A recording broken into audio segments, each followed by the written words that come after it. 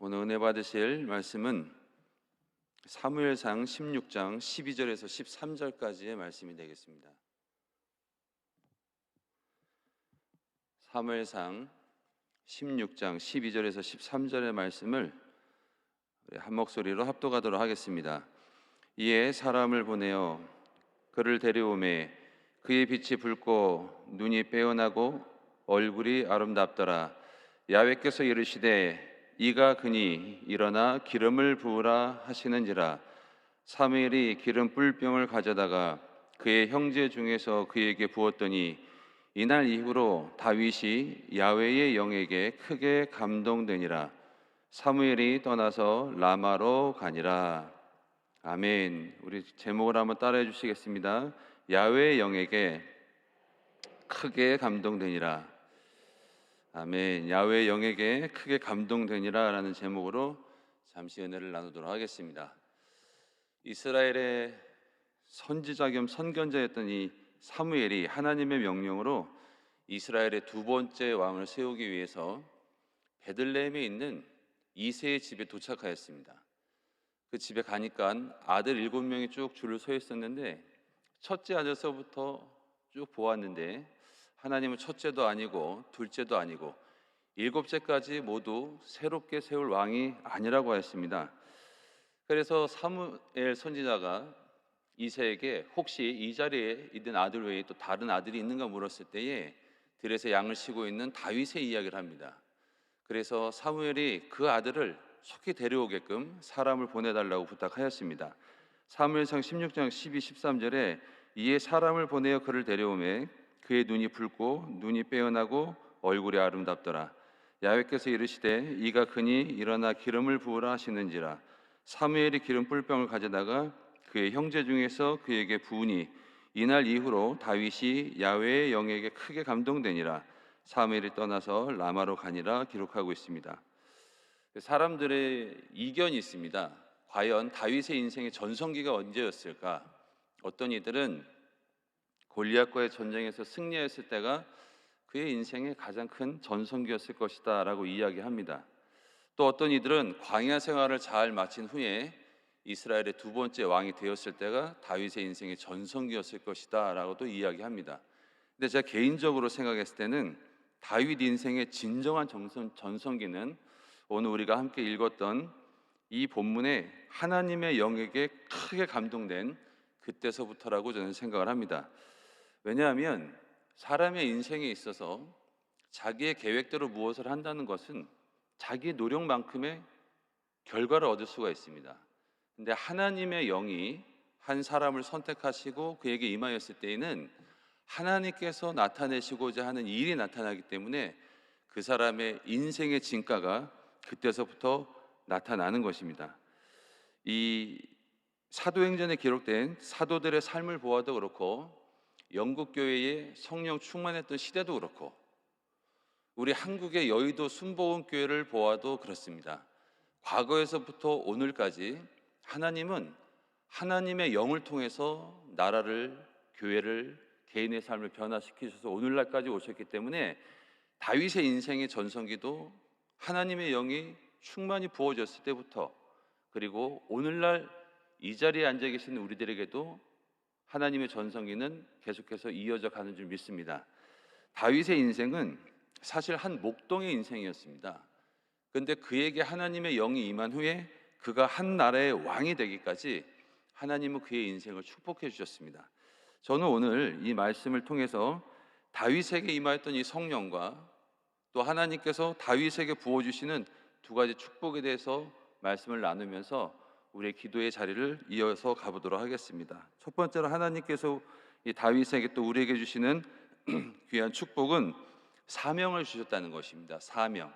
사명이라는 말은 맡겨진 임무를 뜻하는 말인데 사명이라는 말을 또 다른 뜻으로 보면 죽을 살자의 목숨 명자, 죽기까지 이루어 가야 할 일이라고도 해석해 볼 수가 있습니다. 하나님이 우리들에게 주신 사명은 우리의 목숨을 바쳐서라도 우리의 시간을 들여서라도 이루어 나가야 하는 귀한 축복인 줄 믿습니다. 사도행전 8장에 보면 사도 바울이라는 사람이 등장을 하는데 본래 예수 믿는 사람들을 핍박하고 옥에 잡아 넣는 일을 하던 사람이 바로 사도 바울이었습니다. 그는 그 당시 자신에 대해서 빌립보서 3장 5절 6절을 통해서 이렇게 얘기합니다. 나는 8일 만에 할례를 받고 이스라엘 족속이요 베냐민 지파요 히브리인 중에 히브리인이요 율법으로는 바리새인이요 열심으로는 교회를 박해하고 율법의 의로는 흠이 없는 자라고 이야기하였습니다. 자신에게 열심이 있었습니다. 근데 자신에게 있는 그 열심으로 무엇을 했는가? 사도 바울은 교회를 박해했다라고 자기 자신을 고백하고 있습니다. 열심으로는 교회를 박해했다. 사람마다 다 열심이 있죠. 근데 열심의 방향이 있습니다. 방향. 한국 사람들만 잘 사용하는 말 중에 빨리빨리라는 말이 있죠. 그래서 막 빨리빨리 갑니다. 근데 안타까운 것은 빨리빨리 가는데 어디로 가는지 잘 모르고 가는 분들이 간혹 있어요. 가다가 방향을 전환을 하려고 하면 간 만큼 돌아서 와야 하는 수고가 따를 수 있기 때문에 우리에게는 빨리빨리보다는 올바른 방향을 보고 가야 하는데, 이 열심이라는 것은 때로는 사람이 어디로 가는지 잘 모르게 하는 것 같습니다. 근데 사도 바울도 성령께 충만함을 받고 그의 삶이 바뀌기 전에는 자신의 열심이 교회를 박해하는 데 사용했다라고 이야기합니다. 근데 성령님께서 그런 열심의 방향을 십자가로 딱 꺾어주니까 교회를 박해하고 예수 믿는 사람들을 잡아서 옥에 가두던 이 사도 바울의 인생이 예수님을 전하는 인생으로 바뀌었다라는 것이죠. 그리고 그는 고백하기를 사도행전 20장 24절에 내가 달려갈 길과 주 예수께 받은 사명 곧 하나님의 은혜의 복음을 증언하는 일을 마치려 하면은 나의 생명조차 조금도 귀한 것으로 여기지 아니하겠다고 고백합니다.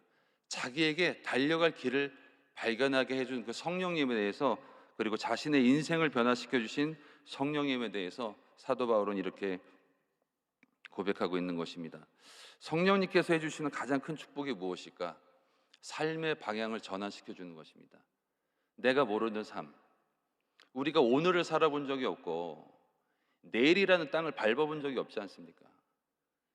우리가 어떻게 어제의 경험을 가지고 오늘을 승리할 수 있다고 장담할 수 있고, 오늘 하루를 잘 마무리했다고 해서 내일도 잘 살아갈 수 있을 거라고 우리가 장담할 수 있습니까?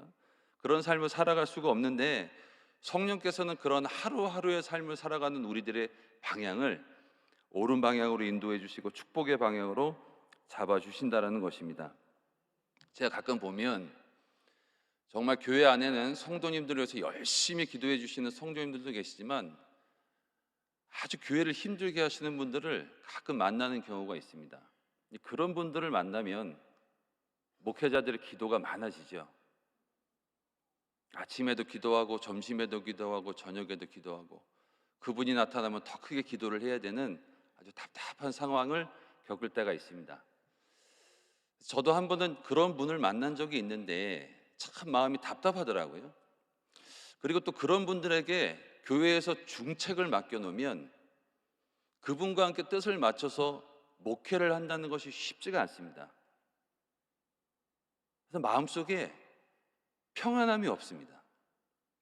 근데 어느 날 보니까 한 할머님 한 분이 지팡이를 짚고 새벽 기도 때 걸어 들어오시는데 참 마음에 감동이 되더라고요.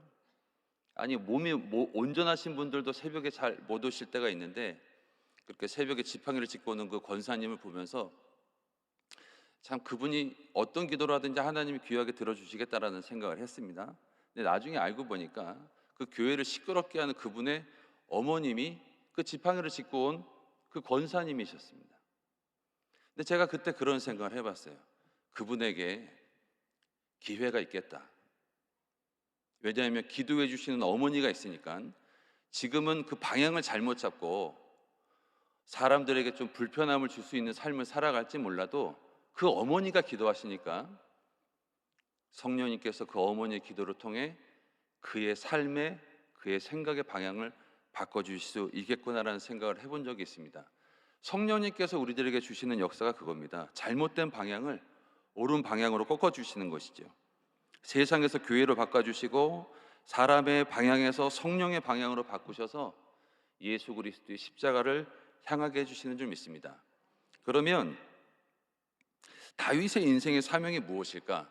제가 성경을 가만히 찾아보니까 그는 하나님을 찬송하고 하나님의 이름을 높여드리는 것이 다윗의 사명이었습니다. 시편 23편 1절에도 보면 야훼는 나의 목자시니 내게 부족함이 없으리로다.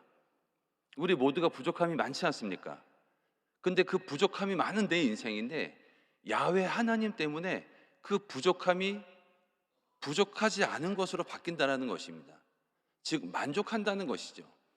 우리들의 삶에 무엇을 갖다 주면 우리가 진정한 만족을 누릴 수 있겠습니까? 사람의 마음에는 욕구라는 것이 있답니다. 욕구, 욕망의 구멍이거든요. 이 구멍이 작은 사람도 있고 큰 사람도 있는데 무엇을 갖다 줘야지 그 구멍을 막을 수 있을까? 저는 목회를 하면서 보니까 이 온 세상을 지으신 하나님을 넣어주지 않는 한 사람은 결코 만족하지 못할 것이다라는 생각을 여러 번 해봅니다.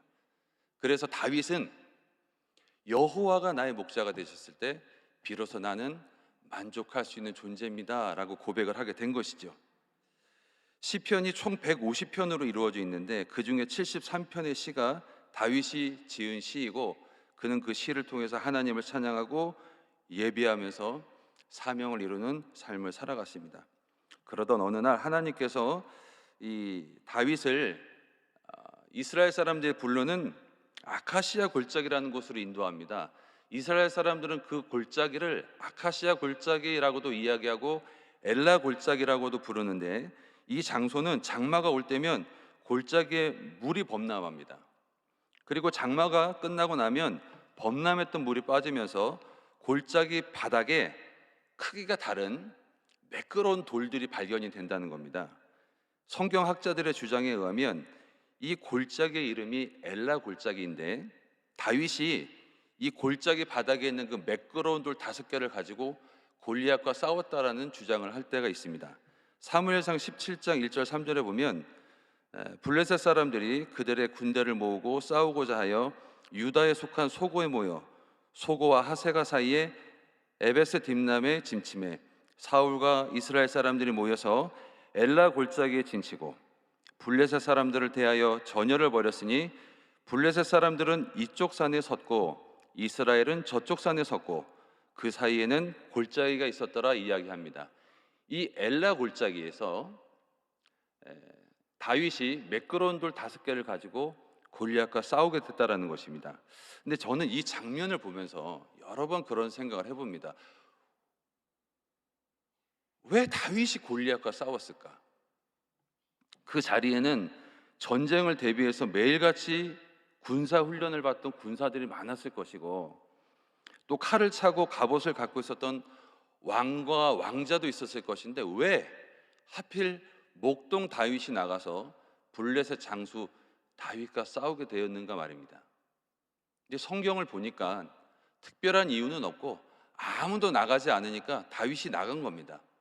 근데 다윗이 나갔을 때 그 마음의 배경에 보면 계속 하나님을 욕하지 않습니까? 야훼 이름을 망령 때 일컫지 않습니까? 그러니까 다윗의 사명이 뭡니까? 하나님의 이름을 송축하며 사는 것이 다윗의 인생인데 가만히 보니까 그 등치가 커다란 골리앗이 계속해서 하나님을 욕하는 겁니다. 그 유대인들이 사용하는 유머 중에 그런 얘기가 있습니다. 다른 사람들은 골리앗이 크니까 두려운 마음에 골리앗과 싸우려고 나가지 않았는데 다윗은 그런 생각을 했다는 거예요. 눈 감고 돌멩이 던져도 맞을 수 있다는 겁니다. 눈 감고 돌멩이 던져도 맞을 만큼 크니까 다윗은 나갔다는 겁니다. 이것이 생각의 차이죠. 그리고 사명의 차이입니다. 내가 어떤 생각을 가지고 나의 사명을 이루어 가는가. 사람들은 두려움이 찾아오면 자꾸 뒤로 물러섭니다. 전에 했던 일도 지금 못하는 경우가 많습니다. 힘이 빠지고 나이가 늙고 물질적인 여력이 소모가 되면 사람들은 두려움을 갖게 됩니다. 그래서 두려움이 오면 사람들이 앞으로 나아가기보단 뒤로 물러서는 경우가 많다라는 것이죠. 하나님께서 이 다윗과 골리앗을 통해서 보여주는 이야기는 무엇인가? 우리 삶에 항상 골리앗과 같은 환경은 있고 크고 작은 어려움도 항상 있는데 그 크고 작은 어려움과 골리앗 같은 환경을 이겨나갈 수 있는 힘이 어디에서 나오는가? 성령님이 주신다라는 것입니다. 다윗이 하나님의 영에게 감동받고 그 다음서부터 하나님이 그에게 사명감을 구체시켜주고 그가 가진 사명감이 아무도 나가려고 하지 않았던 엘라 골짜기의 이 전투에서 골리앗과 싸웠던 것처럼 환경의 어려움을 딛고 나갈 수 있는 힘은 경험이 아니라는 거예요. 훈련이 아니라는 겁니다. 직책이 아니라는 거예요. 오직 성령이 주시는 담대함만이 그 두려움을 이기고 나갈 수 있을 것이다라고 다윗과 골리앗을 통해서 보여주시는 것입니다. 2024년도에 성령님과 함께 주신 사명을 이루어 살아가시기를 주님의 이름으로 축원드리겠습니다. 다윗에게 주었던 하나님의 두 번째 축복은 무엇인가? 예배입니다. 예배. 신앙인에는 두 개의 축이 있어요. 한번 잘 보세요. 한쪽은 삶의 영역이에요. 하나는 예배의 영역입니다. 우리가 살다 보면 삶의 영역에 문제가 발생해요. 자식 문제, 건강 문제, 물질 문제. 이런 문제가 생겼을 때는 이 문제를 내가 해결해 보겠다고 시간과 마음을 그쪽으로 틀지 마시고 예배가 잘 드려지는가를 한번 점검해 보시기 바랍니다. 지금 예배를 드릴 때 예배가 잘 드려지는가? 말씀이 잘 들리는가? 말씀을 듣고 기도의 줄이 잡히는가? 기도할 때 회개가 나오고 감사가 나오는가? 예배의 축을 잘 살펴보시고요. 이 예배의 축을 정상적으로 이렇게 틀어가는 것을 보시면 내가 노력하지 않아도 문제가 있던 삶의 축이 정상을 찾아가는 것을 보게 됩니다. 이 체험이 있어야 삶의 영역에 문제가 생겼을 때에 세상으로 나가지 않고 사람에게 가지 않고 하나님 앞에 나와서 예배드리는 삶을 살아가게 되는 것입니다. 예배만 시작하면 조시는 분들이 있기는 합니다. 설교만 시작하면 졸고 주의 이름으로 축원합니다 그럼 깨는 분들이 있기는 합니다. 물론 그런 분들에게 이런 얘기하면 아니 잠은 목사님이 재워놓고 왜 조는 얘기를 우리들에게 하십니까? 라고 반문하실 수도 있는데 가끔은 조실 수 있어요. 그런데 교회에 오실 때마다 설교 시간에 존다는 것은 영적으로 내 자신을 체크해 봐야 됩니다. 맹렬히 싸우셔야 돼요.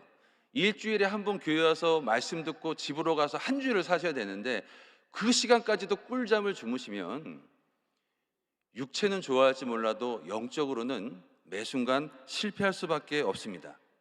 그래서 우리가 예배의 영역을 잘 맞추고 그 축을 잘 잡아가면 삶의 축이 자리를 잡아가는 것을 보셔서 우리가 예배에 우선순위를 두고 살아갈 때에 2024년도의 귀한 복이 우리들의 삶에 충만할 줄 믿습니다. 제가 아는 성도님이 미국에 사업을 하러 가셨습니다. 가셔서 성공하셨어요. 큰 저택을 마련하셨습니다. 근데 결혼도 안 하고 자녀가 없다 보니까 집 청소할 분도 없고 집에 들어오면 적적하니까 집 청소를 좀 해줄 이 도우미 한 사람을 구했습니다. 그리고 이 집 주인은 아침에 7시가 되면은 사업장으로 출근을 합니다. 그러면 9시쯤 되면 가사 도우미가 집으로 출근을 해요. 그래서 가장 먼저 하는 것이 수천만 원짜리 진공관 앰프의 전원을 켜고 수백만 원짜리 에스프레소 기계의 전원을 누르고 커피를 받고 그 향기 나는 커피를 들고 수천만 원짜리 그 진공관 앰프 앞에 가서 음악을 틀고 수백 불에 달하는 소파에 앉아가지고 음악을 들으면서 커피를 마십니다. 그리고 커피를 다 마신 다음에는 정원에 있는 야외 수영장에서 수영을 한번 해요. 그리고 들어와서는 세탁기를 한번 돌려놓고 그리고 실내에 진공청소기로 청소를 한 다음에 다 된 빨래를 탁탁탁 널어놓고 퇴근을 합니다. 그러면 한 밤 10시, 11시쯤에 그 집 주인이 들어와서 하루 종일 피곤하고 지친 몸을 소파에 눕고 머리맡에 있는 리모컨을 가지고 TV를 킨 다음에 TV 불빛에서 흘러나오는 희미한 불빛과 TV에서 흘러나오는 조용한 소리로 그 적막함을 채워가면서 잠이 드는 겁니다. 그리고 다음날 아침에 6시면 다시 일어나서 허겁지겁 씻고 7시면 출근을 해요. 그리고 9시쯤 되면 그 집 도우미가 다시 출근을 해서 수천만 원짜리 진공관 오디오의 전원을 켜고 수백만 원짜리 에스프레소 기계의 전원을 켜고 향기로운 커피를 내린 다음에 음악을 틀고 수천만 원짜리 소파에 앉아서 음악을 들으면서 커피를 마십니다. 과연 둘 중에 이 집에서 누리며 사는 사람이 누구처럼 보이십니까? 이 얘기가 우리의 얘기가 되지 않기를 주의 이름으로 축원합니다. 하나님이 우리들에게 예배를 주신 이유는 이 땅에서 누릴 수 있는 것을 다 누리라고 주신 것입니다. 그런데 우리가 예배 시간에 분주하고 예배에 집중하지 못하고 바쁘다 보면 정작 누릴 것을 누리지 못하게 된다는 거예요. 그리고 나서 한 주일을 그렇게 세상에서 바쁘게 살다가 교회 와서도 또 바쁘게 있다가 말씀도 제대로 듣지 못하고 예배도 제대로 드리지 못하고 그리고 다시금 한 주일을 시작한다면 바쁘고 분주한 일상 속에서 하나님이 누리라고 주신 것은 누리지 못하고 그저 시간이 흘러가면서 사는 존재가 될 수밖에 없다는 것을 비유로 말씀드리기 위해서 이 이야기를 드린 것입니다. 사랑하는 성도 여러분, 로마서 12장 1절 2절에 이렇게 얘기합니다.